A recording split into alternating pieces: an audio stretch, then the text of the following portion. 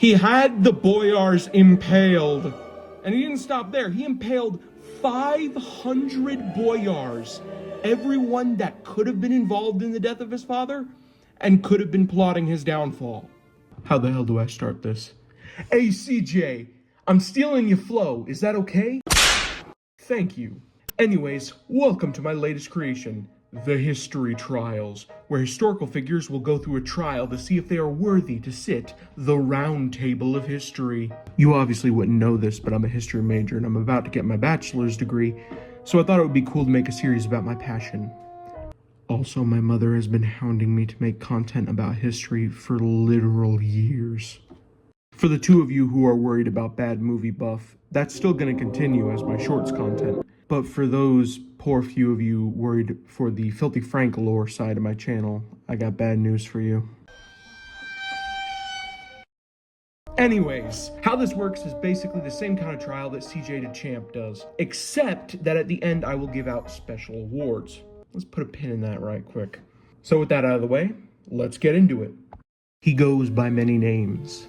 Vlad Tepesh III of the House of Basarab, the Impaler, son of the dragon, voivode of Wallachia, better known as Dracula! This man was originally supposed to be third on the list of historical figures I would cover, but his rap sheet is so long and so vile that I had to do his first. Not to would be a disservice to you all, and Mama said start with a bang. Exhibit A, Origin of Ministry. So Vlad was born the son of Voivode, or Prince, Vlad Dracul, meaning the dragon. He wasn't the oldest nor the youngest of his siblings, but that all changed when the boyars, or noblemen, led by frickin' Wario over here, John Hunyadi. No, I take it back. He's Waluigi. Of Transylvania, decided to assassinate Vlad Dracul and his firstborn son and replace him with Vladislav, his cousin. They blinded Vlad and his son with hot fire pokers and buried them alive. Now Vlad didn't witness this. He was off in Constantinople as a hostage by the Ottomans, where he witnessed another hostage get his eyes pulled out with red-hot tongs. But the news still reached him. And it must have been devastating because when Vlad grew up and overthrew the pretender voivode, Vladislav, he had the boyars impaled. And he didn't stop there. He impaled 500 boyars, everyone that could have been involved in the death of his father and could have been plotting his downfall. But Vlad's first reign came to an end when Vladislav came back and Vlad had to flee. I was Exhibit A, and it gets worse from here. With that said, let us continue to Exhibit B, Second Reign.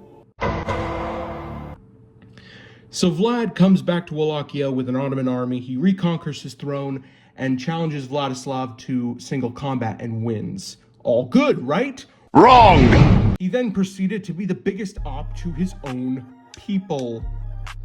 Vlad began using impalement to enforce the law. Anyone deemed a thief, adulterer, or just generally unchaste was put to death. And let me tell you how this shit works. They take a sharpened pole, stick it up your poopy chute, and then wait for gravity to do the rest. If Vlad deemed it wasn't fast enough, they would tie ropes to your feet and drag you down.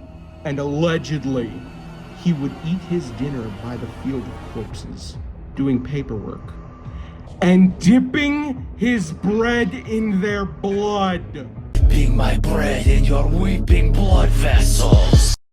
Exhibit C, the Ottoman War. The Ottomans helped Vlad get his throne, so obviously they wanted something in return. So they asked him to pay his tribute. He refused, so they sent emissaries. And do you know what he did to these emissaries? He had their hats nailed to their skulls and had their bodies shipped back to the Ottomans. So naturally, Mehmed II of the Ottomans invaded Wallachia. They had the numerical superiority. Seems like a piece of cake, right? Wrong! Vlad decided to use unorthodox tactics. He hid his army, only fighting in small skirmishes, and before the Ottomans reached any village, Vlad put it to the torch, burned all the houses and food, and poisoned all of the wells. And all the while, he was collecting every corpse the Ottomans left behind. Until they reached the capital, Targovist, where they bore witness to a forest of 20,000 impaled corpses. Holy shit! And it wasn't even Ottoman soldiers, but civilian men, women, and children, even babies. F***ing babies! Oh my god! And after seeing this, the Sultan and his army just left. Look at the time. We can see you later. They didn't want any of that smoke, and I don't blame them. If you see some shit like that in a country, you fucking go the other way. Like, holy shit. You go to the capital, and it's like tens of thousands of people on pikes. Jesus Christ.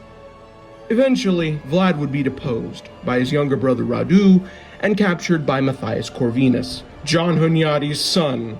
So frickin' Wario apparently reproduced. But eventually he would be released. And what the jailer found in his cell after he left was Vlad commits hastags on rat as the jailer. Vlad would eventually die in a battle near Snagov. Cornered by Ottomans, his body was chopped into pieces and cast into a river. And that was the end of Dracula. Final verdict. One of Satan's greatest soldiers. That was a lot. And surprisingly enough, Vlad doesn't make the round table of history. He's got a special place. Welcome to the table of villainy, where all the most heinous, diabolical menaces of psychopathy and sociopathy are put. And here is your award, Mr. Tepish. A stay away from me medal and some Black Air Force Ones. Now get the fuck out of here. I told you, man.